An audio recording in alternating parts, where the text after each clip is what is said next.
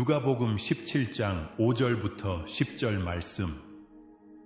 사도들이 주께 여짜오되 우리에게 믿음을 더하소서 하니 주께서 이르시되 너희에게 겨자씨 한 알만한 믿음이 있었더라면 이 뽕나무더러 뿌리가 뽑혀 바다에 심기어라 하였을 것이요 그것이 너희에게 순종하였으리라. 너희 중 누구에게 밭을 갈거나 양을 치거나 하는 종이 있어 밭에서 돌아오면 그더러 곧 와 앉아서 먹으라 말할 자가 있느냐? 도리어 그더러 내 먹을 것을 준비하고 띠를 띠고 내가 먹고 마시는 동안에 수종 들고 너는 그 후에 먹고 마시라 하지 않겠느냐? 명한 대로 하였다고 종에게 감사하겠느냐? 이와 같이 너희도 명령 받은 것을 다 행한 후에 이르기를 우리는 무익한 종이라 우리가 하여야 할 일을 한 것뿐이라 할지니라.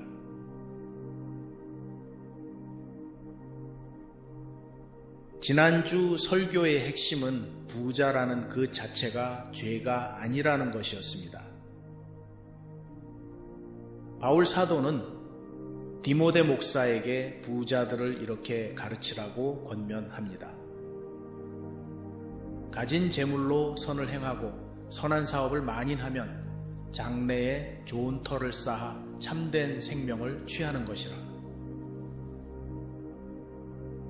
즉 부자라는 그 자체가 문제가 아니라 하나님이 우리에게 맡기신 재물에 대해 올바른 청지기 역할을 하느냐의 문제라고 말씀드렸습니다.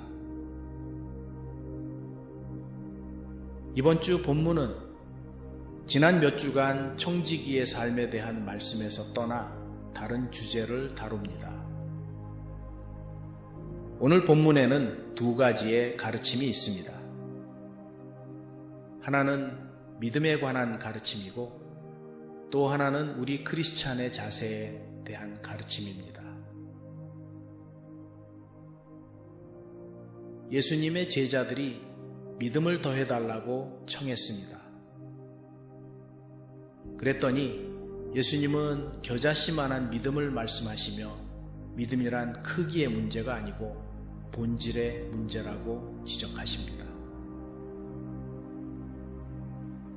예수님이 제자들에게 뽕나무 보고 바다로 가라고 명하라고 말씀하시는 것일까요?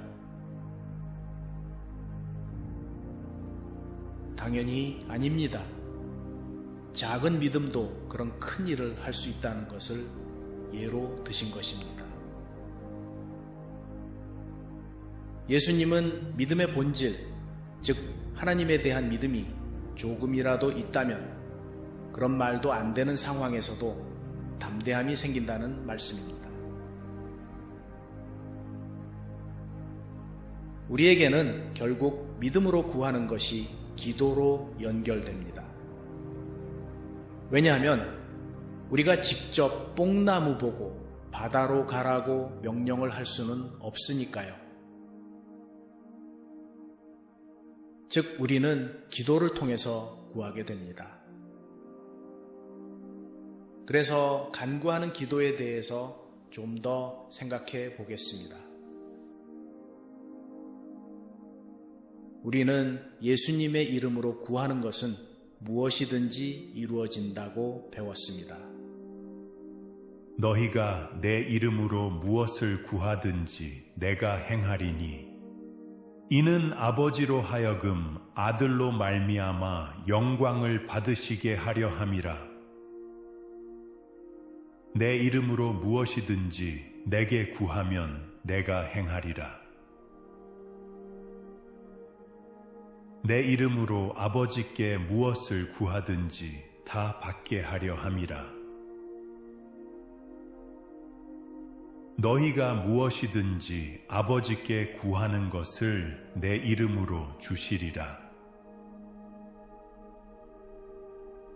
정말 예수님의 이름으로 구하는 것은 무엇이든지 이루어질까요?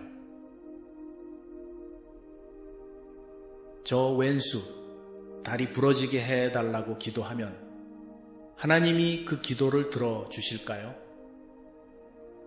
로또 맞게 해달라고 기도하면 하나님이 그 기도를 들어주실까요? 어떤 목사님이 이렇게 말을 했습니다. 하나님이 내 기도를 모두 들어주셨다면 아마 수십 명이 내 기도 때문에 죽었을 것이다. 특히 요한복음 14장 13절, 14절 말씀은 아버지로 하여금 아들로 말미암아 영광을 받으시게 하려 함이라 라고 되어 있습니다. 이런 기도는 절대로 하나님께 영광을 돌리는 기도가 될 수 없습니다. 따라서 하나님이 모든 기도를 다 들어주시지는 않는 것 같습니다. 그럼 하나님은 어떤 기도를 들어주실까요?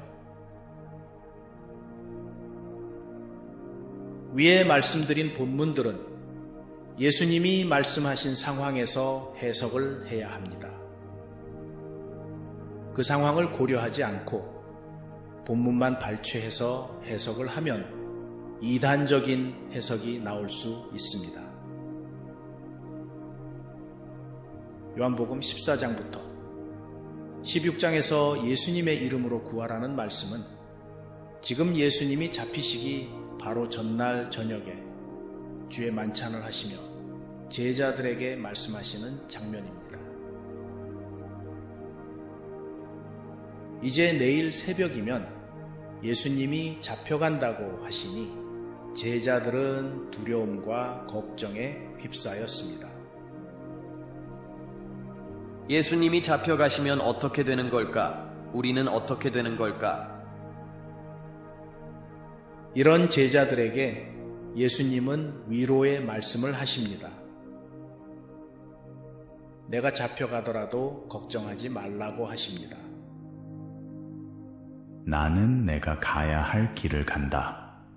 그러나 너희들은 남아서 내가 너희에게 명한 것을 실행하라.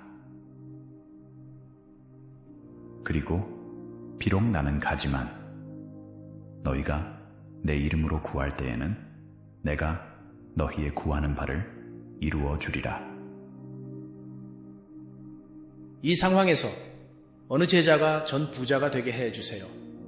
나한테 돈 꾸고 안 갚은 사람 망하게 해주세요. 혹은 로마 제국을 망하게 해주세요 라고 청하겠습니까? 그보다는 이런 기도를 했을 것 같습니다. 이제 예수님이 가신답니다. 그러나 그 후에도 저희가 용기를 잃지 않고 예수님이 명하신 그 사역을 잘 감당하게 해주세요. 이렇게 예수님의 이름으로 구하면 뭐든지 이루겠다고 수차례 기록을 했던 요한이 요한 1서에서는 이렇게 기록을 했습니다. 그를 향하여 우리가 가진 바 담대함이 이것이니 그의 뜻대로 무엇을 구하면 들으심이라. 그의 뜻대로 무엇을 구하면, 즉 아무 것이나 다 들어주신다는 것이 아니라 하나님의 뜻에 맞는 기도를 할 때 들어주신다는 말씀입니다. 스코틀랜드를 복음화한 잔 낙스 목사는 들판에서 이런 비장한 기도를 했다고 합니다. Give me Scotland, or I will die. 이 기도를 3번 반복하고는 잔 낙스 목사는 스코틀랜드에 가서 결국 그 땅을 복음화했다고 합니다. 예수님이 말씀하시는 기도란 이런 기도가 아닐까요?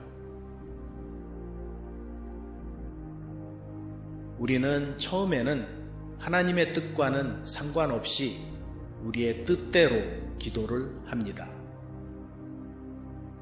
그러나 기도를 하는 가운데 하나님의 뜻은 어떤 것일까를 생각하게 됩니다. 과연 이것이 하나님의 뜻대로 구하는 것일까? 저는 제 기도 목록 속에 몇 명의 이름이 들어 있습니다. 그들의 예배가 회복하게 해달라고 기도합니다.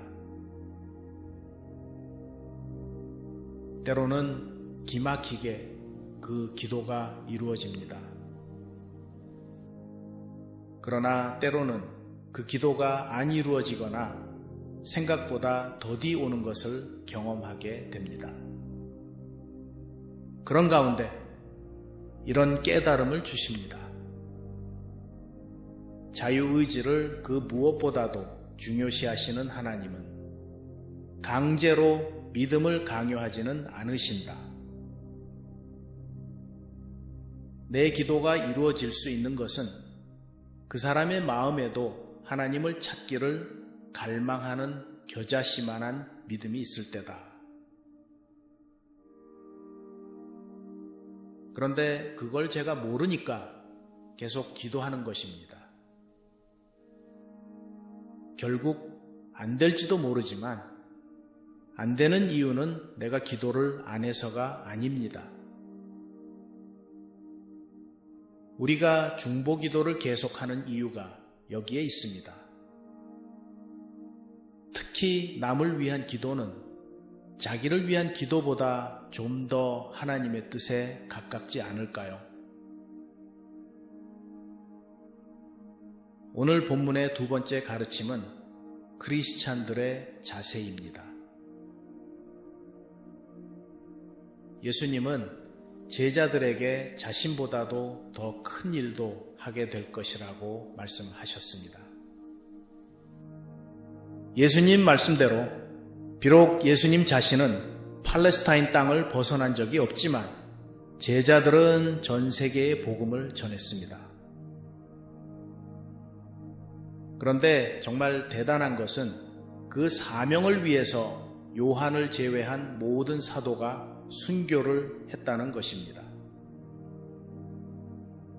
그들은 자신들이 기적을 행하고 귀한 복음을 전했지만 절대로 자기를 높이거나 소위 출세를 바라지 않았습니다. 당연히 예수님의 제자로서 자기들이 해야 할 일을 했을 뿐이라고 생각했습니다. 오히려 병 고치는 기적을 행한 바울과 바나바를 사람들이 신으로 모시려 할 때 그들은 화를 냈습니다. 옷을 찢고 무리 가운데 뛰어 들어가서 소리 질러 말했습니다. 어찌하여 이러한 일을 하느냐? 우리도 여러분과 같은 성정을 가진 사람이라. 그래서 사도들이 대단한 것입니다. 우리 말에 그 사람의 인격을 알려면 권력을 주어보라는 말이 있습니다. 재물도 그렇지만 권력이라는 것도 정말 짜릿한 유혹입니다. 가난하고 권력이 없었을 때는 인간 내면의 모습이 보이지 않습니다. 그래서 자기가 어떤 사람인지 자신도 모릅니다. 처음에는 안 그랬던 사람이 점점 권력을 얻어가고 사람들에게 인정을 받아가면서 변하기 쉽습니다. 갑질을 하기 시작하고 자기의 부와 권력을 과시합니다. 다른 사람들을 자기 발 아래로 봅니다. 실제로 중세 기독교가 썩을 대로 썩은 이유가 바로 이런 인간의 본성 때문이었습니다. 우리 교회에서는 비숍, 즉 우리말로 감독이라고 번역된 이 직책에 있는 사람들은 정말 교회에서는 존경받는 인물들이었습니다. 그런데 이들이 집권자들의 신뢰를 받고 그들에게 자문 역할을 해주기 시작합니다. 사람들이 권세자들과 가까운 감독에게 여러 가지 청탁을 하기 시작합니다. 점점 그들의 영향력이 커짐에 따라 선을 넘어버렸습니다. 드디어 황제가 교황 앞에 무릎을 꿇고 교황의 용서를 청하게 되는 상황까지 갔습니다. 이런 인간의 본성을 아시는 예수님이 미리 제자들에게 경고를 하십니다. 너희는 그러지 마. 너희는 하나님의 명하신 바를 이룬 후에 우리는 할 일을 했을 뿐이라는 겸손함을 가져. 만약에 지금 목사들이 이 말씀을 귀담아 들었다면 교회에 고급 외제 승용차를 사달라고 하지 않을 것입니다. 주의 종이라고 하면서 거기에 연관된 지위와 대접, 그리고 아무도 건드릴 수 없는 권위를 요구하지 않을 것입니다.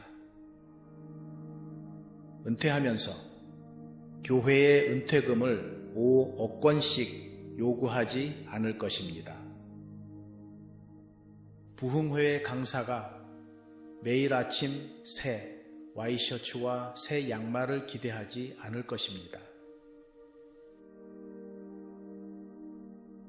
생각해보니 주의 종이라는 한국적인 개념은 평신도에서 나온 것 같지는 않고 아마도 목사들이 스스로의 밥그릇을 지키기 위해서 만들어낸 비성경적인 개념이 아닌가 합니다.